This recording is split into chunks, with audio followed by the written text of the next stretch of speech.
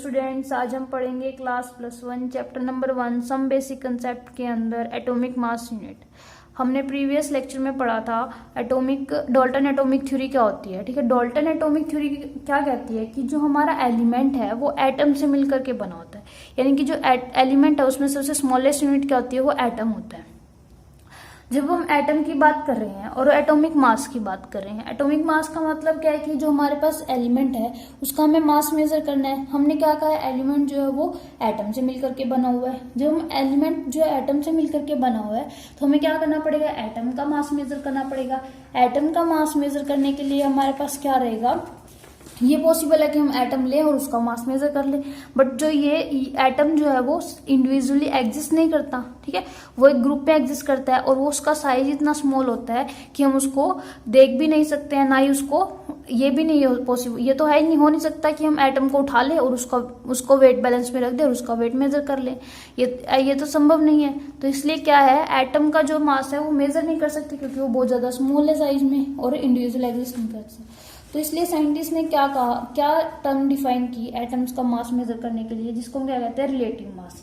Relative mass क्या है कि एक पर्टिकुलर एटम का मास फिक्स कर दिया और उसके कोरस्पॉन्डिंग क्या कर ले, हम बाकी सभी एलिमेंट्स का मास डिफाइन कर ले। जैसे कि हम क्या करते हैं, जब हम कहीं पर भी शॉप पर जा रहे हैं, मान लो हम फ्रूट्स लेने गए हैं शॉप पर, तो हम क्या करते हैं, हम कहते हैं 1 kg फ्रूट दे दो। 1 kg का मतलब क्या होगा, वो क्या करेगा, बैलेंस पे एक साइड 1 kg का बाट रखेगा, दूसरी साइड क्या करेगा, फ्रूट डालेगा और उसके कोरस्पॉन्डिंग जब वो दोनों इक्वल आ जाएंगे तो वो हमें फ्रूट दे देगा और कहेगा कि आपका 1 kg हो गया। वो वहां पर हमने क्या किया है, रिलेटिव मास निकाला है किसका, फ्रूट का, with respect to the 1 kg बाट जो हमने साइड में रखा हुआ था। ऐसे ही साइंटिस्ट ने क्या कहा कि हम इसका मास ऐसे नहीं निकाल सकते, हम क्या कर लेते हैं, एक जो एटम है, एक जो एलिमेंट है उसके एक एटम को फिक्स कर देते हैं कि हम इसका मास डिफाइन कर देते हैं। तो सबसे पहले क्या हुआ, हाइड्रोजन को ले लिया क्योंकि हाइड्रोजन क्या था, सबसे जो है साइज जो उसका बहुत ज्यादा स्मॉल था। ठीक है, तो हाइड्रोजन को क्या कह दिया कि इसका हाइड्रोजन का मास जो है वो 1 ग्राम मान लिया, 1 यूनिट मान लिया। ठीक है, हाइड्रोजन के 1 एटम का जो मास है वो 1 यूनिट मान लिया और इसके कोरस्पॉन्डिंग जो है बाकी एलिमेंट्स का मास निकाल लिया। उसको क्या कहते हैं, रिलेटिव एटॉमिक मास, और इसको क्या बोलते हैं, इसको एटॉमिक मास यूनिट भी बोल सकते हैं, atomic mass unit. Relative mass को क्या बोलते हैं, एटॉमिक मास यूनिट या फिर unit mass, atomic mass unit AMU या फिर यूनिट मास। ठीक है, तो इसका मतलब क्या हो गया, मास जो रिलेटिव मास क्या हो जाएगा, या atomic mass unit relative mass क्या हो जाएगा, एक एलिमेंट का mass divided by mass of 1 hydrogen atom. ठीक है, यानी एक हाइड्रोजन एटम का मास मान लिया।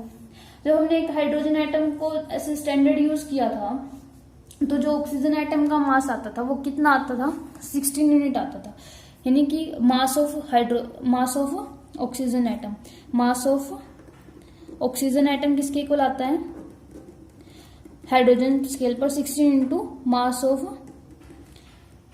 1 ऑक्सीजन एटम की बात करें, मास ऑफ 1 हाइड्रोजन एटम। ठीक है, तो इसका मतलब मास ऑफ 1 हाइड्रोजन एटम क्या हो जाएगा, 1/16 into mass of 1 oxygen atom.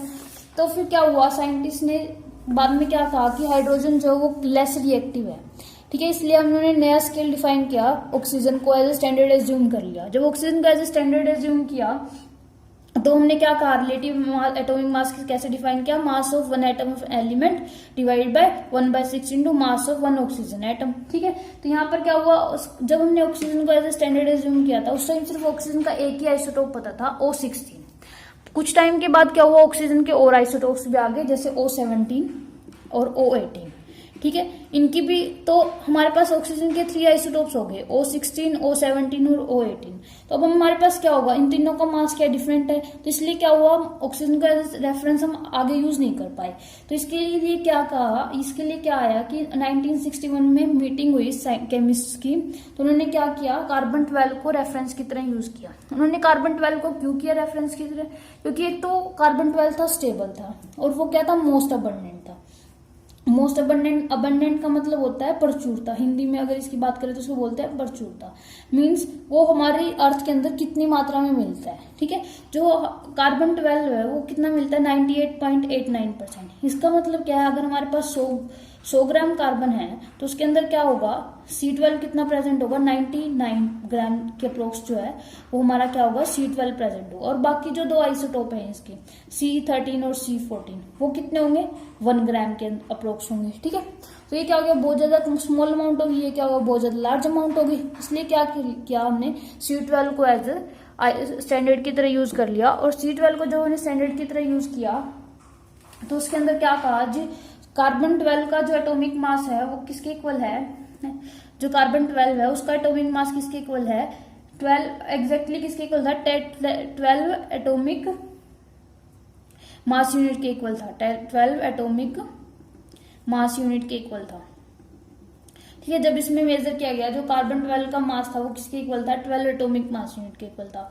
ठीक है, तो फिर यहाँ पर रिलेटिव एटॉमिक मास क्या हो जाएगा, mass of one atom of an element divide by 1/12 into mass of one atom of C12 atom. ठीक है, तो जो एटॉमिक मास यूनिट क्या हो जाएगी, जब कार्बन 12 का मास किसके इक्वल है, एग्जैक्टली किसके इक्वल था, 12 एटॉमिक मास यूनिट के इक्वल था। तो एटॉमिक मास यूनिट क्या हो जाएगी, 1/12 इंटू C12। ठीक है, यानी कि 1 एटॉमिक मास यूनिट क्या हो जाएगी, mass of exactly equal to 1/12 mass of 1 carbon atom. ठीक है, हमने क्या कहा है कि जो C12 का मास है, मास ऑफ 1 एटम ऑफ C12 लिख सकते हैं हम यहाँ पर, मास ऑफ 1 एटम ऑफ C12 किसके इक्वल है, 12 इंटू 1 एटॉमिक यूनिट। ठीक है, और 1 AMU क्या हो जाएगा, 1/12 into mass unit of 1 C12 atom. ठीक है, जब 1/12 और इसको एक कार्बन एटम के मास को हम रखेंगे तो हमारा 1 AMU कितना आ जाएगा, 1.66056 इन 10⁻24 ग्राम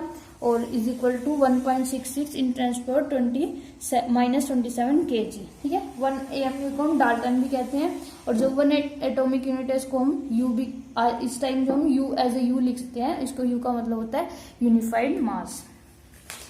ठीक है, तो एटॉमिक मास, तो रिलेटिव एटॉमिक मास क्या हो जाएगा, एटॉमिक मास बाय 1 AMU, तो atomic mass is equal to relative atomic mass into 1 AMU। ठीक है, रिलेटिव एटॉमिक मास जो होता है वो क्या होता है, कितने नंबर ऑफ न्यूक्लियॉन्स जो उसके अंदर प्रेजेंट है। अब हम पढ़ते हैं एवरेज एटॉमिक मास क्या होता है। हमने क्या कहा कि एक एलिमेंट के कई आइसोटोप्स एग्जिस्ट करते हैं। जो हम कार्बन या क्लोरीन किसी भी एलिमेंट की बात करें जिसके मोर देन 1 आइसोटोप, जिसके पास आइसोटोप होते हैं, तो हम क्या करते हैं, उसका atomic mass, average atomic mass ले लेते हैं उसके आइसोटोप्स का, ताकि हमें ये तो नहीं पता होता हम उस टाइम कौन सा आइसोटोप यूज कर रहे हैं। तो इसलिए क्या होता है, हम एवरेज ले लेते हैं। और एवरेज एटॉमिक मास कैसे होता है कि एटॉमिक मास कि average of product of mass of isotope with their relative proportion of abundance. Means अगर हमारे जैसे क्लोरीन के एग्जांपल ले लो, क्लोरीन के 2 आइसोटोप्स एग्जिस्ट करते हैं, क्लोरीन 35 और क्लोरीन 37, और दोनों की रेशियो क्या है, 3:1 है। मीन्स 75% क्लोरीन एग्जिस्ट करेगा, 35 और 25% एग्जिस्ट कर रहा है क्लोरीन 37। इनका एवरेज एटॉमिक मास क्या हो जाएगा, 35 इसका क्लोरीन का मास इंटू 3 जितनी रेशियो वो एग्जिस्ट करती है, प्लस 37 और जितने रेशियो में एग्जिस्ट करता है डिवाइड बाई 3+1। ठीक है, या फिर हम यहाँ परसेंटेज भी लिख सकते हैं, कितना परसेंट एग्जिस्ट करता है। ठीक है, परसेंटेज, फिर यहाँ पे परसेंटेज से मल्टीप्लाई कर दे, हम परसेंटेज का सम कर दे तो हमारा रिजल्ट क्या आएगा, सेम रहेगा। हमारे पास कितना है, 35.5। जब भी हम क्लोरीन के मास की बात करते हैं तो हम वहां पर 35.5 यूनिट लिखते हैं। हम इसके अकॉर्डिंग एक एग्जांपल कर लेते हैं, न्यूमेरिकल प्रॉब्लम।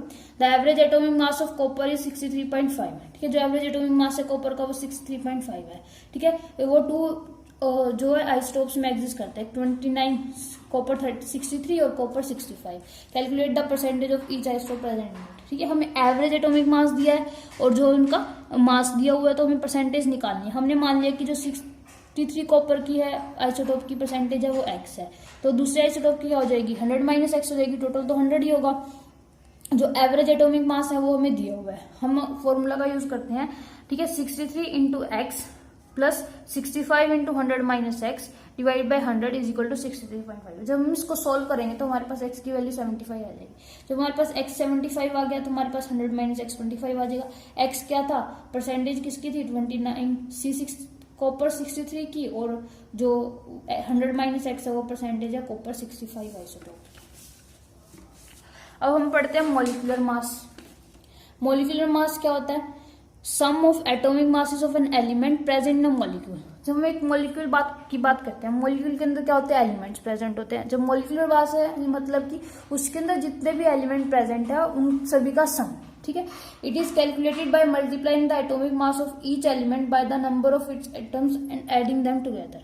उसको कैसे कैलकुलेट करते हैं कि हर एटम एक मास को उसमें जितने भी प्रेजेंट हैं, ठीक है, एक एलिमेंट ले लिया, उसके अंदर जितने भी एलिमेंट प्रेजेंट है उसको मल्टीप्लाई कर देंगे उसके एटॉमिक मास से, ठीक है। जैसे कि एग्जांपल लेते हैं हम CH4 के। CH4 में 1 कार्बन एटम प्रेजेंट है और 4 कितने प्रेजेंट है, हाइड्रोजन के। तो 1 into atomic mass of carbon plus 4 into atomic mass of hydrogen. Carbon का एटॉमिक मास है 12.011 यूनिट और हाइड्रोजन का 1.008 यूनिट। तो इनको मल्टीप्लाई करके सॉल्व करेंगे तो 16.043 आ जाएगा हमारे पास molecular mass of methane. Formula mass क्या होता है, जब हम आयनिक कंपाउंड्स की बात करते हैं, जैसे कि सोडियम क्लोराइड है, ये क्या है, एक आयनिक कंपाउंड है। आयनिक कैसे, Na पॉजिटिव और Cl नेगेटिव की फॉर्म में एग्जिस्ट करता है ये, ठीक है, जिसके अंदर क्या है, आयंस प्रेजेंट है। और ये क्या है, सॉलिड स्टेट में एग्जिस्ट करता है। तो इसके अंदर क्या होता है, ये 3D स्ट्रक्चर की फॉर्म में एग्जिस्ट करता है। जब भी इसकी स्ट्रक्चर होती है 3D अरेंजमेंट होता है, और जो है इसका अरेंजमेंट ऐसे होता है कि उसमें कई सारी NaCl यूनिट्स जो है एक दूसरे ज्वाइन करके एक स्ट्रक्चर बनाती हैं, ठीक है। इसलिए जो मॉलिक्यूलर मास होगा वो तो क्या होगा, जितनी NaCl यूनिट्स ज्वाइन कर रही हैं, ठीक है, उन सब का मिला करके मास होगा। फॉर्मूला मास है मतलब कि जो स्मॉलेस्ट यूनिट है, ठीक है। जो NaCl है इसकी 3D स्ट्रक्चर के अंदर 4 NaCl यूनिट ज्वाइन करती है। तो जो 4 NaCl यूनिट का मास है वो तो मॉलिक्यूलर मास हो जाएगा NaCl, 3D NaCl स्ट्रक्चर का। और जो ओनली NaCl का मास मॉलिक्यूलर मास है, जो मास है वो क्या हो जाएगा, फॉर्मूला मास ऑफ NaCl, ठीक है। इसलिए हम एक बार रीड कर लेते हैं कि atomic mass any compound such as sodium chloride do not contain discrete molecule as their constant unit, ठीक है। ये डिस्क्रीट एग्जिस्ट नहीं करता, ये 3D यूनिट के अंदर अरेंजमेंट के अंदर एग्जिस्ट करता है। In such compound positive and negative entities are arrange in 3D structure. जो ये पॉजिटिव सोडियम है और क्लोराइड है, ये क्या करते हैं, एक 3D अरेंजमेंट में एग्जिस्ट करते हैं। So the formula NaCl does not represent a molecule of sodium chloride, it does not represent molecule but a formula unit, ठीक है। ये मॉलिक्यूल को रिप्रेजेंट नहीं करता, फॉर्मूला यूनिट को रिप्रेजेंट करता है। इसके मास को कहेंगे फॉर्मूला मास कहेंगे। Formula mass of sodium chloride क्या हो जाएगा, atomic mass of sodium plus atomic mass of chloride. तो एटॉमिक मास ऑफ सोडियम है 23, एटॉमिक मास ऑफ क्लोराइड 35.5। हमारा आंसर आ जाएगा 58.5। अब ग्राम एटॉमिक मास, इसके नेम से ही क्लियर होता है, ठीक है। Atomic mass of an element express in gram, ठीक है। Gram atomic mass of an element express in gram. The quantity of an element whose mass in gram is numerically equal to its relative atomic mass और atomic मास। इसको हम ऐसे भी define कर सकते हैं कि क्वांटिटी है कितने, उतना एलिमेंट जो एग्जिस्ट करता है जिसका मास किसके इक्वल है, 1 ग्राम के इक्वल न्यूमेरिकली, और इक्वल किसके है, वो रिलेटिव एटॉमिक मास के। इसको हम 1 ग्राम एटम भी कहते हैं। एटॉमिक मास ऑक्सीजन का 16 यूनिट था, ग्राम एटॉमिक मास हो जाएगा 16 ग्राम, और इसको हम 1 ग्राम एटम भी कह सकते हैं। इस तरह से हम ग्राम मॉलिक्यूलर मास भी डिफाइन कर सकते हैं। Molecular mass of an substance express in gram. और जो क्वांटिटी है इसको एक ऐसे भी डिफाइन कर सकते हैं कि the quantity of a substance whose mass in gram is numerically equal to its relative molecular mass. Quantity है सब्सटेंस की जिसका मास ग्राम में न्यूमेरिकली किसके इक्वल है, रिलेटिव एटॉमिक मास के। और इसको हम क्या कहते हैं, 1 ग्राम मॉलिक्यूल भी कहते हैं। मॉलिक्यूलर मास जो ऑटो मॉलिक्यूल का वो 32 यूनिट होता है। और तो फिर ग्राम मॉलिक्यूलर मास किसके इक्वल हो जाएगा, 32 ग्राम के हो जाएगा। और इसको हम क्या लिखते हैं, 1 gram molecule is equal to 32 gram. Thank you.